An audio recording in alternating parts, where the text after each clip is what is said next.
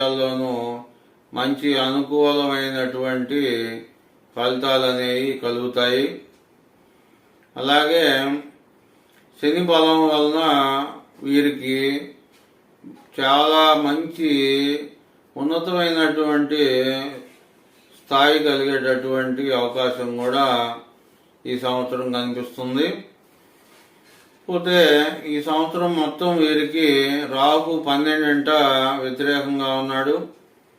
రాహు వ్యతిరేకంగా ఉన్నందువలన స్థాన మార్పులు, స్థాన చలనాలు, ధన వ్యయం అధికంగా ఉండటము, కాస్త అశాంతిగా ఉండటము ఇట్లాంటివన్నీ కూడా కలుగుతాయి. కాస్త శ్రమ కలిగిస్తాడు. కేతువు వీరికి ఈ సంవత్సరం మొత్తం 6వ ఇంట్లో మంచి అనుకూలంగా ఉన్నాడు.